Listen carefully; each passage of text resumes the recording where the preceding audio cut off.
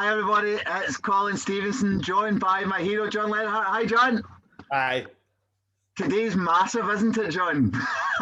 Massive. Now, we have spoken about in the last episode how you coming back as the Bond villain to go from Procter & Gamble, your story from your first job, the mammoth company, to be working for a company called Dio, and it's going for a small consumer company, basically going up against, it's the story of David and Goliath here, isn't it? It's David and Goliath. So if you would like to start us off on where well, we know where you came from, but let's hear where you're going with Dio, because I'm really interested to hear.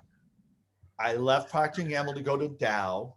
I worked there 4 years, and then I got this phone call saying, did you formulate Liquid Tide? I was one of 3 people. I was the only person outside of Procter & Gamble who did. I said yes, and Dow wanted to hire me. I had a 2-year non-compete with Procter & Gamble, so that had expired. And I told Dow, hey, I'm going to go work for Dial. And their intellectual property person said, you can't do that. You have a non-compete with us. Well, I was working for a company that made a soil and stain remover. This company wanted me to go work in detergents. And it came down to this one lawyer at Dow who said, John can go, because I sat in meetings with John where people asked him to share stuff about Procter & Gamble, and he would never do it. So I had this integrity that I was going to honor my non-competes, and I was not going to share everything. So they let me go. Dow let me go to Dial. And I felt like my whole life, my entire life led to this one job, because everything we've covered, I now had at my disposal. I show up the first day, this guy, Chuck McLean, he was a world bleach expert. He had worked in Purex back when I was in California and written even textbooks. He sits down with me my first day on the job and says, and he was like in his 60s, he goes, John, we're probably going to get bought by Kao Chemical, Kao, it's a company in Japan. We're probably going to get bought by Kao. They'll keep you, you're young. They'll get rid of me, I'm old.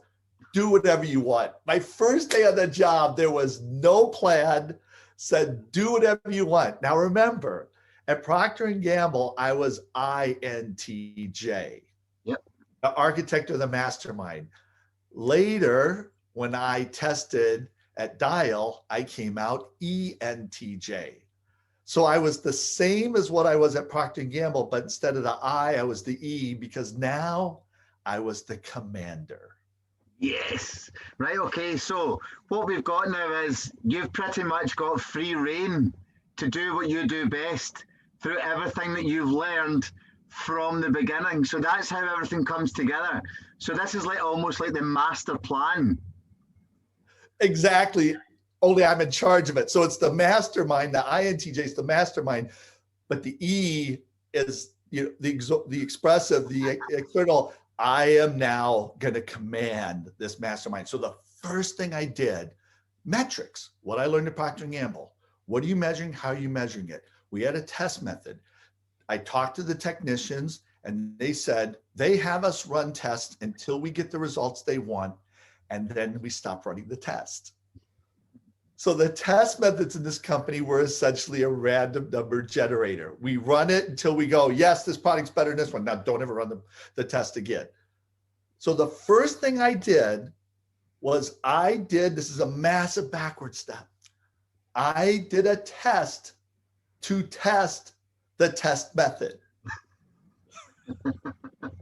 So I got in a room, I got these 4 technicians in a room, and I said, here's what we're gonna do. I wanna know everything you do to get a different result. What are all the variables? One of the technicians got up and walked out, said, I'm not gonna be a part of this. But I was identifying all the noise. Now think about psychology. This is such a huge point for me, because I am doing a test on the test method. I am going to see where is the noise in the test method. And when we did our psychology series, I mentioned Richard Feynman, who talked about how, and in this book about the 7 deadly sins of psychology, how that book used Richard Feynman's example to say, psychology doesn't know the noise in their test methods. That's why they can't do a reproducible test. Like half of or a third of the most famous psychological tests out there cannot be reproduced because they don't know the causes. They run a test, and when you get the result, they never run the test again. Someone else runs it and it happens. I figured out the issue. And if you think about it, to use a little bit of math, I essentially ran the same condition, the same detergent, the same soil, but I varied all the things that they could do differently. And then I used this measure, standard deviation. So how much the swatches with the soil varied. And my goal was to get the lowest standard deviation, the most reproducible test. If you think about psychology, and I'll take an example, self-talk. Yep. Half the time they tell us self-talk works, half the time they tell us self-talk doesn't work. They don't know the uniqueness of the individuals. They don't know the measure for how to do self-talk. Yep. You and I talked about the communication guidelines. If you use the communication guidelines with your self-talk, it will work. If you say the most positive things in the world in opposition to the communication guidelines, it will hurt you. So that's where psychology, I'm looking at psychology later, because this is one of the experiences I had, is I did a test to test the test method because I wanted a test that predicted reality. And what happened was a lot of things came together. I used the colorimeter. Now, you remember in college, I took this spectroscopy course from my professor Ray, which was how you detect things with light. That's what the colorimeter was. We got the test. It was a 3-day test. It used to take 3 days to run this test for these detergents on these swatches. I got it down to 1 day and I got accurate results. And there's a thing called a correlation. I was getting 0.95 or beyond 95% correlation. What they had was a random number generator. So now I had this great test that we could do in a day instead of 3 days, and it measured reality. So at this point, we've got one person that walked out. How did the other people feel knowing that you've just come in and just changed their whole lives? I think they were growth mindset. I think they knew that they were just doing a random number generator, and I knew they felt bad about it. The person who walked out was the oldest person. I think they were like 2 years from retirement. Yeah. And they were just burnt out. So the thing that makes all of this amazing is I started working there in about October. It took me 2 months to fix this test method. And then we went to the company Christmas party. So we went to this place. We had a half day.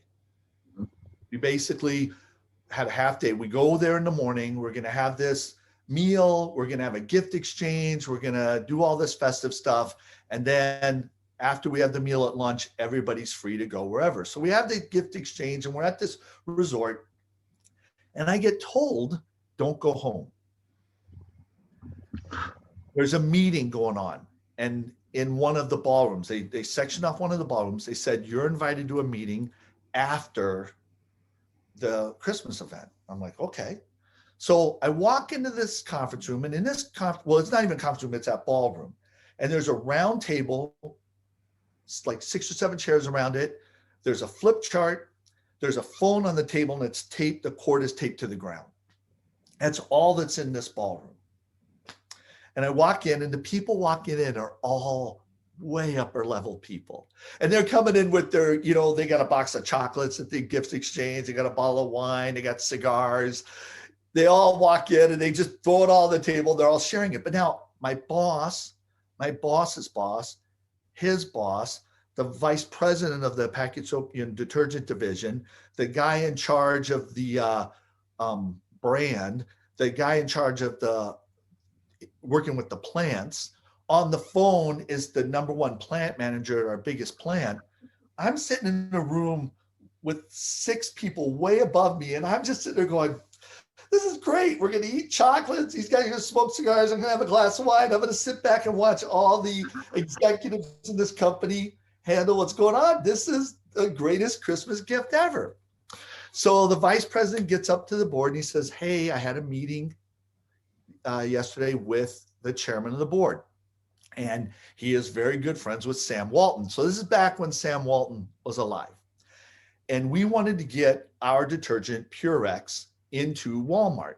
And Sam Walton had said to our chairman that he was only going to have 2 detergents, and they had these ultra powdered detergents. And he wanted to have Tide and another one. And we said, we'll put ours in. And he said, well, it has to be one of the 2 best detergents. And there was this ultra whisk, and whisk was actually better than Tide. And this person told our chairman, Sam Walton told our chairman, your product's going to have to beat this whisk product. So the guy presenting this says, so the chairman has given us 42 days to come up with an ultra detergent. We didn't have one. And John is going to come to the flip chart here and show us how he's going to do this with designed experiments. John? So I had to get up there in front of everybody. Go ahead. Sorry, I just had to think about it. I was in the actual moment with you there. So you didn't know that you were meant to be speaking. You thought you were going to be learning, and that's why I took a second to had to put, because that put me on the spot. Because I was like, John's actually going to panic here because John wasn't meant to be speaking. John's meant to be drinking wine and cigars and listening. So I'm like, okay, this is it. This is everything I've asked for. This is the commander. So this is boldness. One of the things about being a commander is you're bold. So I get up to the board, I start drawing axes. I say, well, here's how I use design experiments so I don't have to do, and I gave the same speech I gave in the last couple episodes about a lottery ticket. In order to formulate a product in 42 days and try to do it with a lottery ticket, we're never going to get there. I've done this before. I have a method for formulating a product intentionally. And if I know the date, 42 days, I am going to come out with a product that meets this. I need to know what we're shooting for. So this whisk, I need a sample of that. And this is the chart. I drew a chart. I said, here's how I model it. I can do this intentionally, not a problem. They came up to me after I presented. My boss goes, what do you need? Plane tickets, what do you need? Anything. I said, I'd like a technician. Because these technicians were corporate. I said, I'm going to need one person dedicated to doing all this work with me. They gave me this technician that they were going to fire. A bad technician. He'd gotten and again, I was younger than everybody. He had gotten bad performance review. They gave him to me. I'm like, fine. I had dealt with Warner. I can motivate people. That's not a problem. So we went to work on trying to formulate this and trying to come up with this over these next 42 days. So there's a recurring event here. So you always get given the worst or the less preferred person to be your technician. Now I'm hoping that the story goes well and you do what you did in your last story with this person. So what happened, the product that they had, remember, this is a powder. It's easier to formulate than a liquid. And the powder had this anionic surfactant, a negative charge surfactant that's sudsed. And the whisk had this non-ionic, oily, zero charge surfactant. Now remember, I understood these surfactants. I wasn't racist with the surfactants. I knew how they were combined. And I knew my point was to get this oily surfactant into this formula, but how much and the cost and everything I did. I had all these models. I worked all this out. I worked my way up, and I had this guy who was my peer who would go to the plant. The issue is, if you remember what I said about a spray tower, is you make a slurry of this surfactant and other things. You spray it at the top of a spray tower, 100 feet up. You spray it down. You shoot 700 to 900 degree air up, and it puffs it like popcorn. It takes the steam off. But if you use a non-ionic or oily surfactant, it can burn it.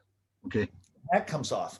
And then as it comes off, there are people who subjectively stand back and they look on a certain day with the light a certain way, how much of that steam stays.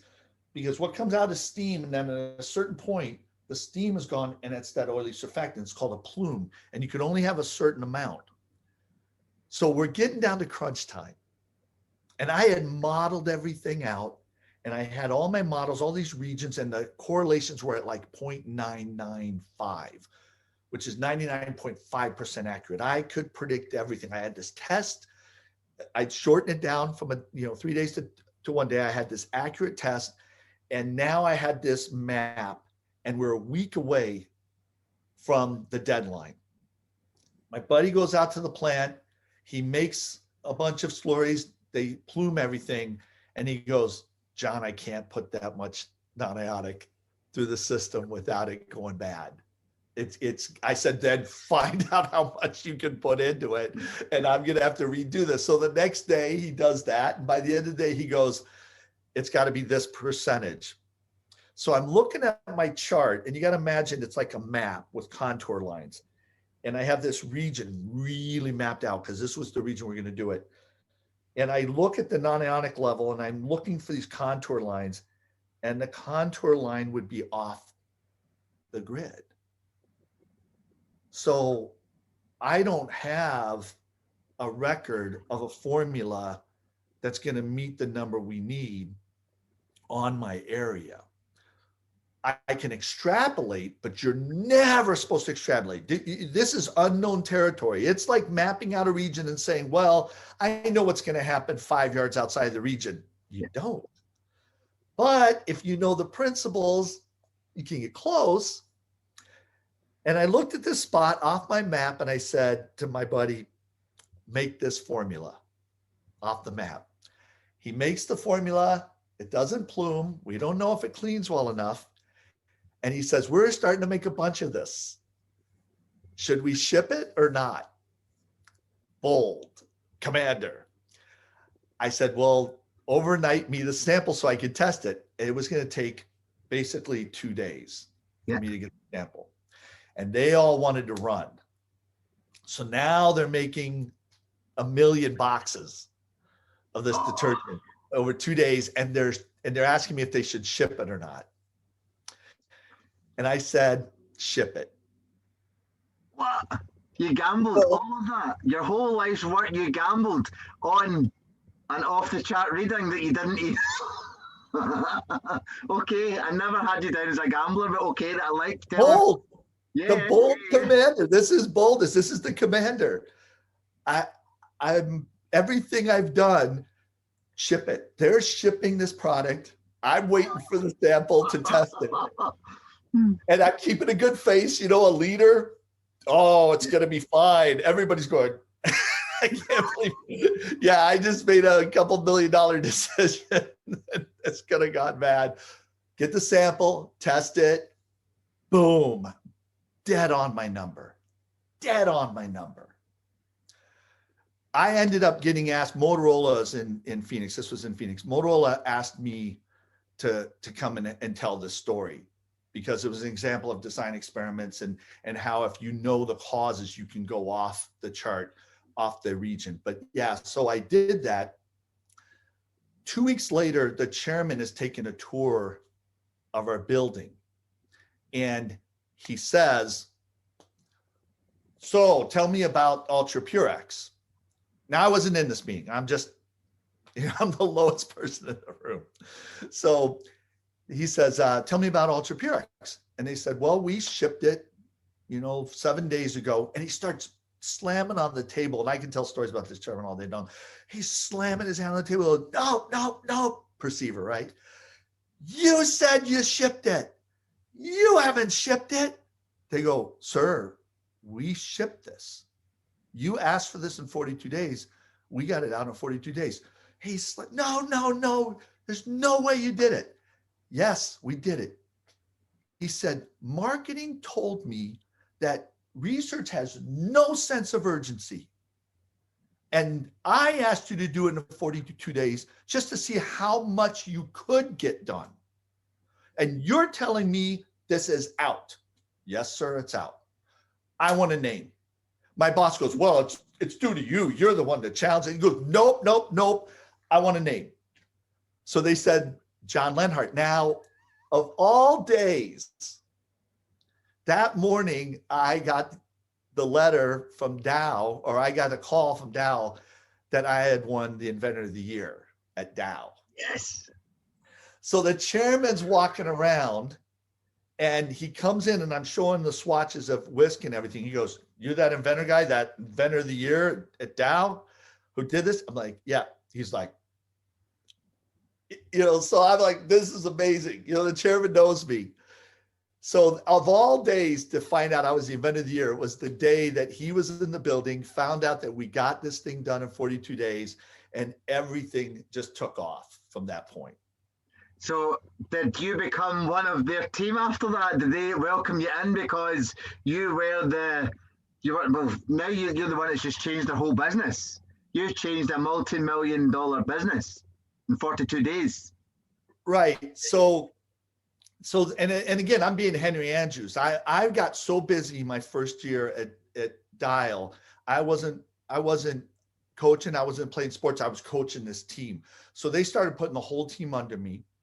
These suppliers had been trying to get non-ionic surfactants into this company that was stuck in the 60s, essentially. Now all these suppliers are calling me up. Now they're all taking me out to dinner. Now they're all taking me out golfing. I golfed 3 times a week my first year at Dial. We're going to find out that I golfed 3 times my entire year, the second year at Dial. I golfed 3 times. I got my hole-in-one of my life there. I used to hit an 8-iron, 126 yards. I was playing. First hole was a par 4. I got an 8.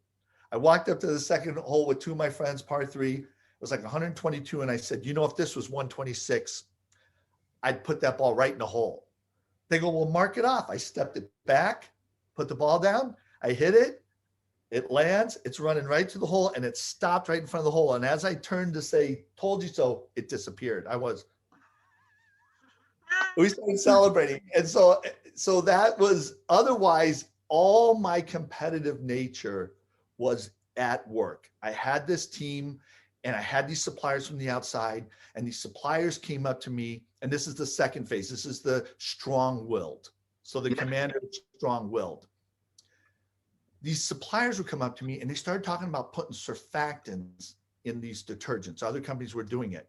Now, at Dow, I had this polymeric surfactant with these non-ionics, and I said I made this gun. Mm-hmm. I started going, maybe I can make this like cheap gun. Maybe I could come up with something. So I'm talking to these suppliers, and I used to learn so much from the suppliers. And I said, they tried to push certain polymers on me, but I knew how all of this really worked. I knew how surfactants really worked. I didn't have this racist profile. I understood the uniqueness. I understood the uniqueness with the polymers. And I asked for a couple polymers from him that no one was asking for. He sent them to me, and I started working with my group because I wanted to start seeing if I could put a polymer in there, because you're always either making the product better or you're making the product cheaper. Yep. And I was doing all this work, and my boss walks in on a Friday afternoon. He had gone downtown. They had the cross-functional teams on Friday morning. He walked in and he said, "Well, there's a problem. The Ultra Purex is selling so much and so great. That product that I had invented in 42 days, it was selling so great that no one was buying our regular Purex. And they now want a regular Purex that is this much better at this cost, and they want it Monday." So this was Friday, so you had 3 days, not 42, but you had 3 days this time. So now they want a new product in 3 days. And he had the sheets from the meeting and everything. And I said, "Well, we have this test down to 1 day. My group can come in I'll come in on a Saturday with them. We'll run the test. I'll get you the data Sunday, and then you can fly out in the plant Monday and get them to start making it." Now, remember, and the guy I was working with was a former Procter & Gamble guy too. And he was sitting there going, "Man, it would take 18 months for us to just change like a logo on a box, let alone we're going to do a product in 3 days." I had to jump to the end. At Friday night, I called up my friend who had done all the work in the plant. And I said, "Which of the following will make it through the tower?" And I gave him a list. And he knocked it down to like a group. And then I planned out a design experiment. that would map out the whole region. Went in on Saturday with the team. We all came in. We basically had a full 8-hour day Saturday. We all came in to work on a Saturday. We did our whole test. I got all the raw data. I took that home. Sunday morning, I crunched all the data. I drove to my boss's house Sunday afternoon, gave him the sheet, said, here's the formula. He flew out Monday morning, had the plant make the product, and we were shipping it, I think like 2 days later. So less than a week. Though, from the time they asked for it to the time it was shipped, and they called it Classic Purex, like Classic Coke. They rebranded it Classic Purex. That took off. We won this Vision and Practice Award. And so here's the issue, Colin. You say, how do people respond? There was this soap and detergent, but remember, there's Dial soap. There was a food division. There was all these other divisions in this research facility. Yeah. At lunch, people would be sitting at the lunch table going, if I could run John Lenhart over in the parking lot, I'd do it. What? Oh yeah, because now everybody's going, why can't you make your product in a week? John Lenhart made his product in a week. Why don't you make your product in a week? Over that year, I came up with 12 reformulations. We made Ultra Trend, Classic Trend, Ultra Purex, Classic Purex, saved the company something like $12 million or $11 million in raw material costs and made the product better. It was an absolute explosion for that year. And what happened is that when I went to go get my review, I was told, again, I was not the #1 reviewed person. And I was told that I didn't push myself. And the reason I didn't push myself is I got everything done. So you got everything done. This person couldn't. They must have had a tougher project. I had done everything they asked for and a lot more. Yep. And I sat in the meeting room and people sat outside. And again, this was Chuck. He was old school. People were outside the office. They could hear him screaming at me. Because at one point I said, let me understand this. You're saying that because there was nothing I didn't accomplish, that proves I didn't push myself. So let me make sure I understand this. It's New Year's, or it's Christmas Day. Let's say I have 10 things I'm supposed to get done, and I have 9 of them done.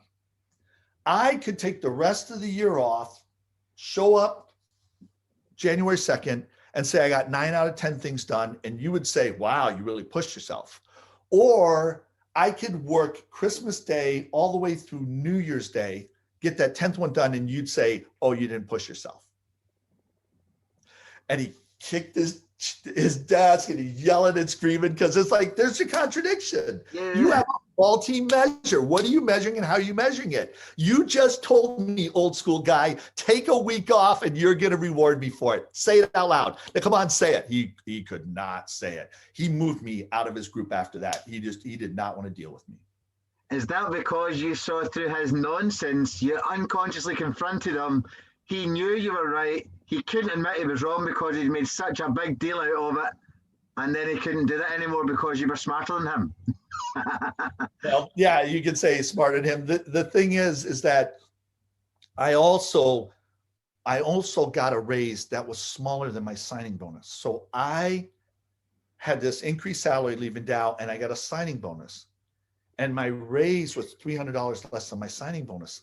So my second year, I'm working for less than when I made my first year. And that started getting under my skin, but I got moved to liquid detergents. And this was the point, and this is that, remember, strong-willed commander. I was strong-willed with him. And this is where I got really strong-willed. There was a guy who'd been in that company a long time, and he told me the way to survive in a company is never take your foot off the dock. When they bring a new thing in, a new program, put one foot on that program, the boat, but keep one foot on the dock. Be supportive of the new programs, but the company's going to sink that thing and you don't want to go down with it. Yeah. And I was like, I have the answer. I know how to do this because I could control reality. But now I wanted to understand the consumer. And I was understanding the product development method. And the product development method looks like this. You're in the lab and you make 10 formulas. Then you put them in an internal test. The internal test says they're no good. Then you got to go back and make 10 formulas. Then you put an internal test and one of them says it's good. Then you put that in a consumer test. The consumers don't like it. Then you're back to making more formulas. Eventually, when you pass the consumer test, then you can go to market. I said, why aren't we doing this backwards? Why don't we model the market and then make a consumer test that predicts the market, and then make an internal test that predicts a consumer test, formulate right out the door. This will save all our time. I was given free rein in liquids to do that.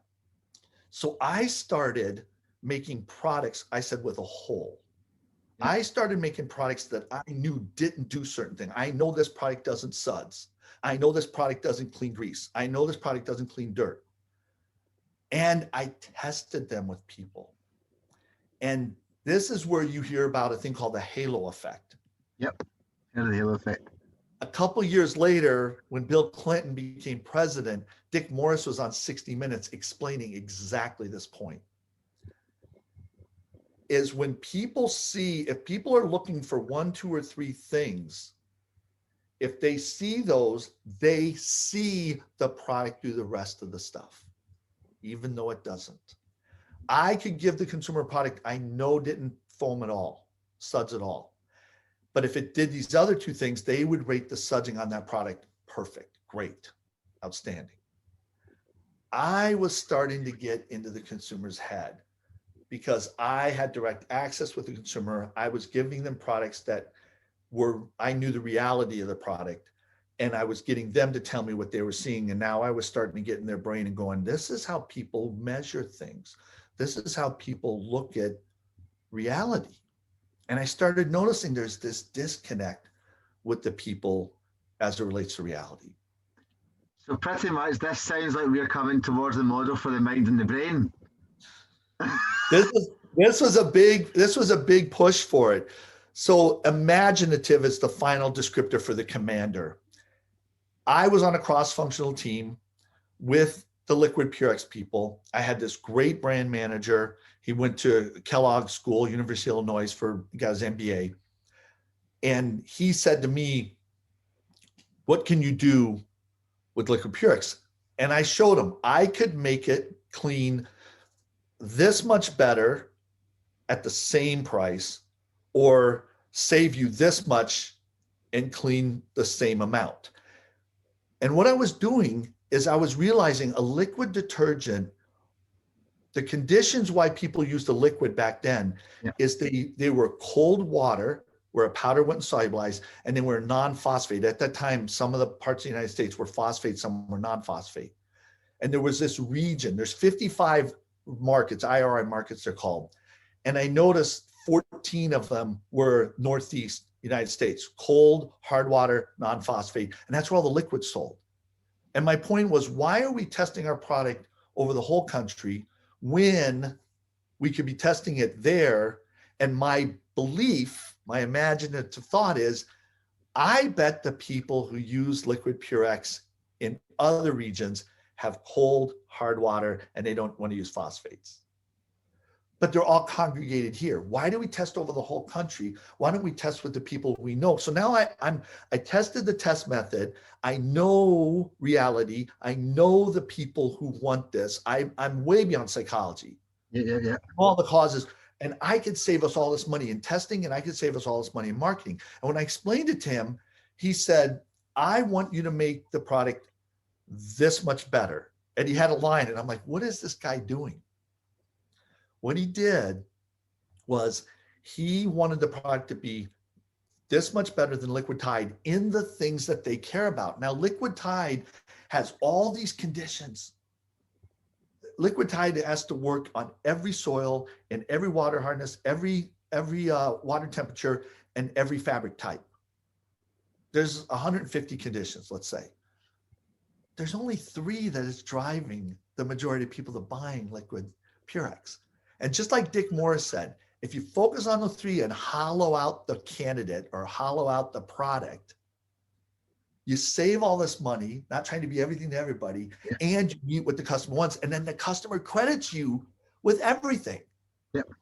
And that was the big thing that happened with Bill Clinton and every politician after that in the United States, is they learned what are the three hot buttons, do that. And people in opposition go, how could you think that guy has integrity when he does this and this and this? And they're going, well, I'm looking at this, this, and this. And I'm crediting him with him integrity.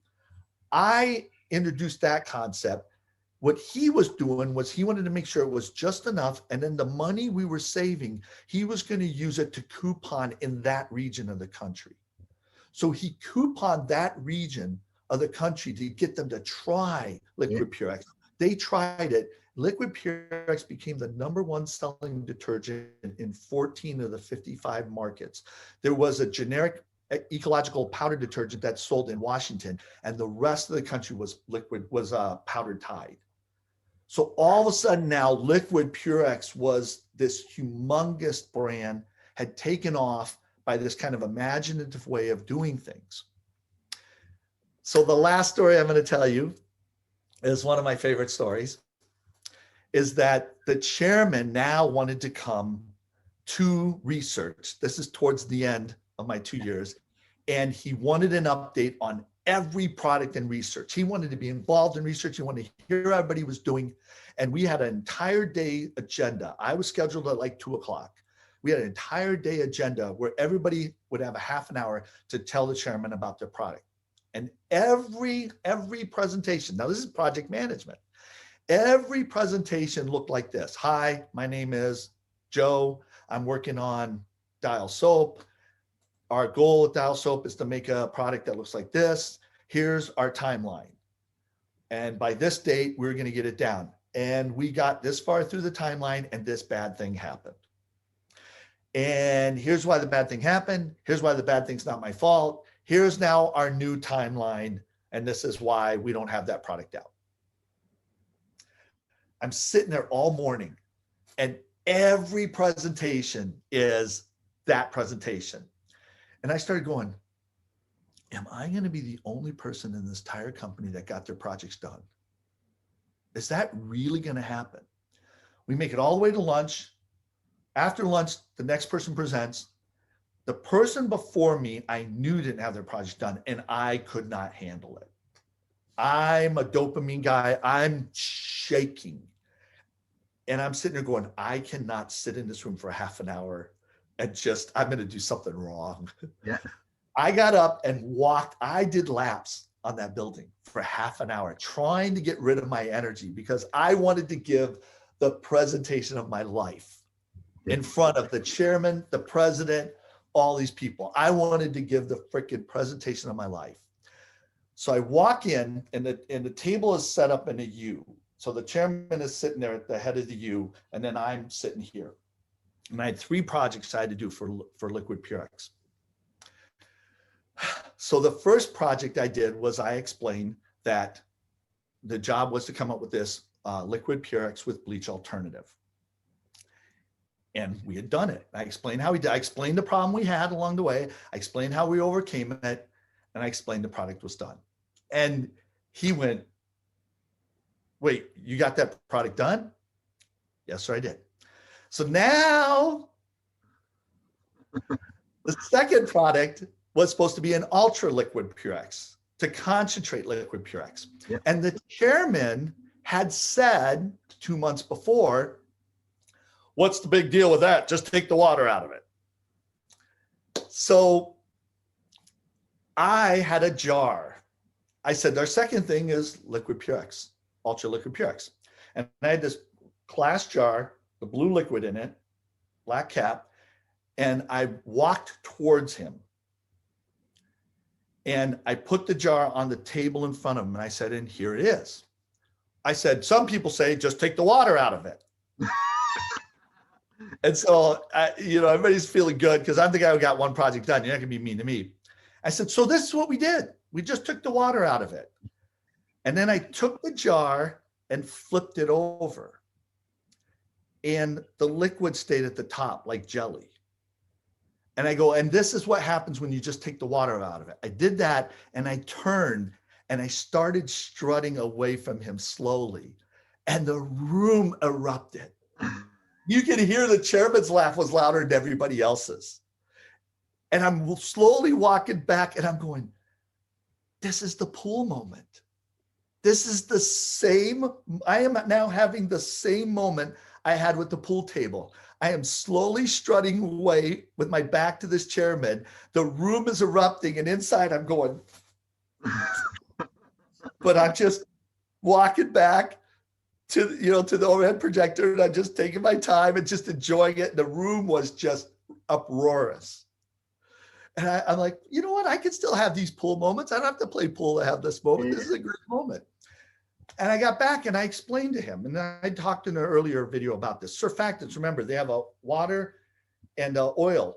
There's 3 phases a surfactant can go in. So if you imagine a cylinder, and all the surfactants are arranged in a circle all the way down. If you have, they're called micelles. These can only move in one dimension. And that's what that was. That's called middle phase. It sets up like jelly. You can still shear it, but it does that. The surfactants can all point up in a plane, then down in a plane, up in a plane.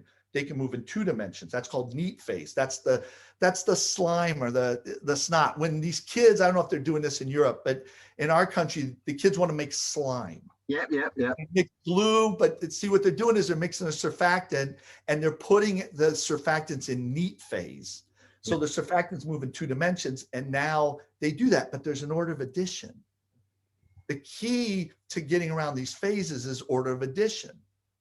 We did the balls. The ball, my cells can move in 3 dimensions. I showed him the jar of Ultra Pure X because we formulated it. One of the managers said, what was the order of addition? And I wanted to establish, I'm the commander, I'm an executive, I'm not a lab guy. I said, you know what? I must be a manager now because I don't have a clue. That got a huge laugh. Huge laugh in the room. I don't know. You'd have to ask my technicians what the order of addition was. The third product was this new freshly scented Liquid Pure X. Got that one done.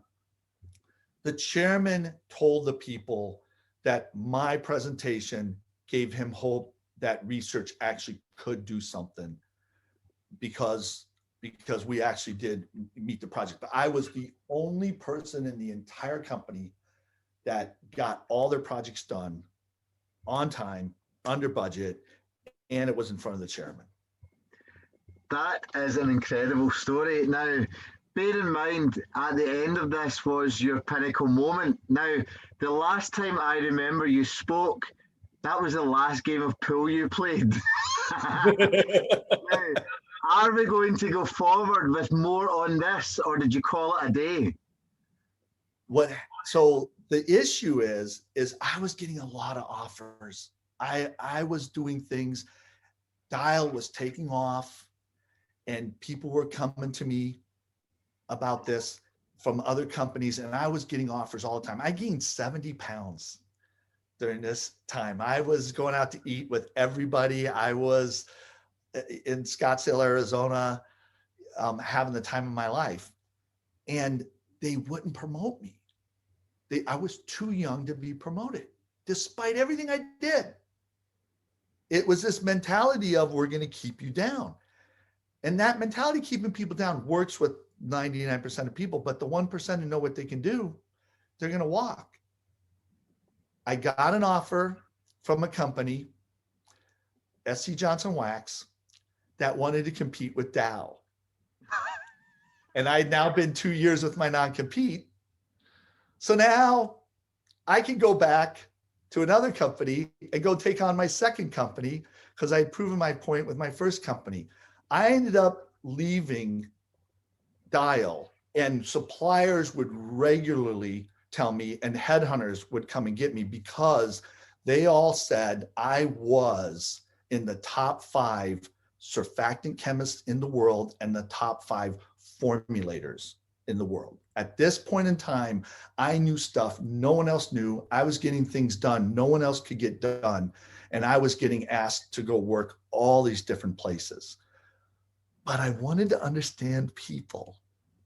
Yeah. And I was beginning, like you said, I was beginning to understand the role people play and how they measure things. And there was another way to beat these top brands. These top brands had to be everything to everybody, and they were denying the uniqueness of the consumer. Just like psychology does the same thing. Yeah, yeah. I did this uniqueness of the consumer, and then I made something specifically for them and hollowed out the rest of the product. And I could beat Procter & Gamble that way. This is unbelievable, unbelievable. So, literally, your story. I was going to say it can't get any better, but it just keeps going, and you start getting more in now. We are now at the point where you're now getting taken away to go for your second company. So I take it that's going to be the next episode, and we're going to get to. Oh, right, okay. So I'm looking forward to speaking to you next week, okay? Because this is what I really want to hear. So thank you for today. Thank you for sharing this story. I've got some more questions to you that I don't want to bore people with, and I will speak to you very soon. Take it easy, John. Take it easy.